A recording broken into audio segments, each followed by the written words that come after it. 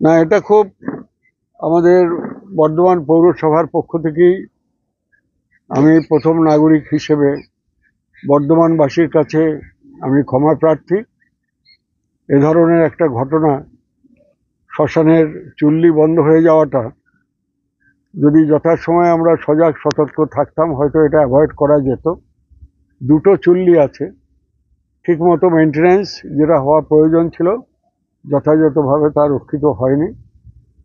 আমি আজকে এসে সমস্ত ঘুরে দেখে থেকে আমাদের কর্মচারীরা সকলেই রয়েছেন, তাদের কাছ থেকেও রিপোর্ট নিলাম। তা যেভাবেই হোক আমাদের কিছু ত্রুটি বিচ্যুতি হয়েছে। বর্ধমানবাসীর এই কটা দিন যে কষ্ট হচ্ছে বা হবে তার জন্য আমি দুঃখ প্রকাশ করছি। তবে আমি আশা করি আজকে এসে সব ব্যবস্থাপনা চতুর্দিকে দেখে শুনে যাতে ইমিডিয়েট চুল্লি চালু করা যায় তার সব ব্যবস্থাই গ্রহণ করা হয়েছে। আশা করছি কাল পরশুর মধ্যেই চালু হয়ে যাবে। কোনো সোমবার মঙ্গলবার বুধবারের কোনো ব্যাপার নেই, রবিবারের মধ্যে উই হোপ যে অবশ্যই আমরা হয়তো পেরে যাব চালু করতে। এই দুটো দিন মানুষকে অনুরোধ করব যে তারা যেন আমাদের যদি কোথাও কোনো ভুল ত্রুটি থাকে সেটা ক্ষমা করেন। আর নিঃসন্দেহে এরপর থেকে আমি আমার কর্মচারী ভাইদের প্রত্যেককে অনুরোধ করেছি, যখনই যে অসুবিধা হবে, এটা 21শে জুলাই রাত্রে আগুন জ্বলেছিল, বাট মানে আমাকে সেটা যথাসময়ে কেউ জানায় নাই, জানতে পারিনি। এখানে মেশিনগুলোও মাঝে মাঝে ডিস্টার্ব করছিল। যাই হোক, এখন এই যে চুল্লি বা তার ধোঁয়া টানা বা তার ওই বোলার ইত্যাদি সব মেশিন টেশিনের ব্যাপার, এগুলো এখন থেকে ওদের বলেছি সরাসরি ওরা আমাকে জানাবে এবং আমি যত তাড়াতাড়ি সম্ভব ব্যবস্থা নেব যাতে বর্ধমানবাসীকে শবদাহ করতে গিয়ে অকারণে এরকম কষ্ট ভোগ দুঃখ ভোগ করতে না হয়। তার কারণ আজকে বুধবার থেকে বন্ধ হয়েছে,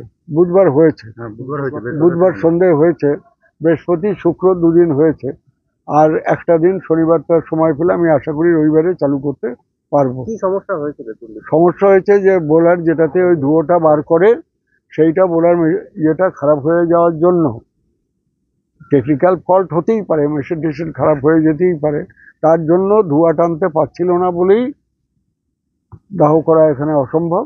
তাই ওইগুলো সব লেড মেশিনে সব দেওয়া হয়েছে, সেটাও যেমন ঠিকঠাক হচ্ছে।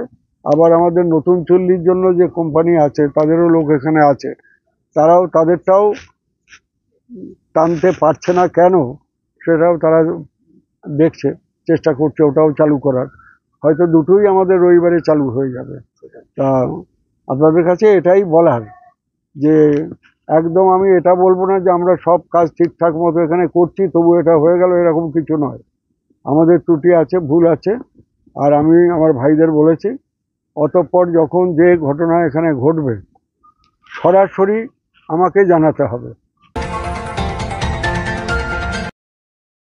একটা বিকলাঙ্গ সরকার চলছে পশ্চিমবঙ্গে, যাকে এখন চালানোর জন্য হয় রোবট লাগবে নয় অ্যাম্বুলেন্স লাগবে। শুধু শ্মশানের চুল্লি বলে নয়, বর্ধমান শহরের রাস্তাঘাট এবং উনি যেই ওয়ার্ডের কাউন্সিলর বর্তমানে পুরপিতা হয়ে রয়েছেন, সেই ওয়ার্ডে সামান্য টোটোওয়ালারা আসতে পর্যন্ত বারণ করে দেয়। মানে স্টেশন থেকে বা বাস স্ট্যান্ড থেকে যদি আসতে হয় টোটোওয়ালাদের, তারা আসে না। তো উনি নিজের ওয়ার্ডটাকে ঠিক রাখতে পারেননি। সেখানে শ্মশান, যেটা হিন্দু ধর্মের একটা গুরুত্বপূর্ণ জায়গা, সেখানের চুল্লি বন্ধ হয়ে আছে এবং আজকে 3 দিন ধরে প্রায় বন্ধ হয়ে আছে, কোনো রকম সুরাহা দিতে পারেননি।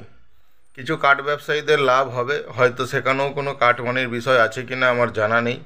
যে বর্ষাকাল কাঠ ভিজে যাচ্ছে, হয়তো কাঠ ব্যবসায়ীদের থেকে কিছু কাঠমানির ওখানে ব্যাপার আছে।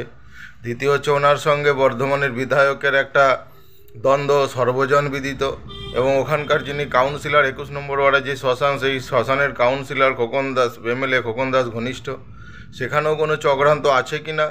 বর্তমানে তৃণমূলের কাছে সবথেকে বেশি বড় চক্রান্তের শিকার। তাই শুধু শ্মশানের চুল্লি বলে নয়, গোটা পশ্চিমবঙ্গটাই এখন একটা দুর্বিষহ অবস্থার মধ্যে দাঁড়িয়ে আছে। তবুও আমরা আশা রাখব যে উনি যখন এসেছেন খুব তাড়াতাড়ি এটার ব্যবস্থা করবেন, কারণ হিন্দু ধর্মের কাছে এই শ্মশানটা অনেকটা গুরুত্বপূর্ণ জায়গায়, এবং এই চরম বর্ষাকালে ওই ভেজা কাঠ নিয়ে শ্মশানে সত্যিই সাধারণ মানুষরা যারা তাদের প্রিয়জনের বিয়োগে ওখানে গেছেন তাকে শেষ সমাধি দেওয়ার জন্য, তো তাদের খুবই অসুবিধার মধ্যে পড়তে হচ্ছে। আমরা আশা করব এই দুর্বিষহ অবস্থা থেকে উনি হয়তো বার করে আনতে পারবেন। বাকিটা এখন সাধারণ মানুষ তারা ভোগান্তির শিকার হচ্ছেন। পশ্চিমবঙ্গের মানুষ দীর্ঘ 14 বছর আজকে তারা ভুগেই চলেছেন, তো এটাই তাদের ভোগার মধ্যে আরও একটা কাজ রয়ে গেল।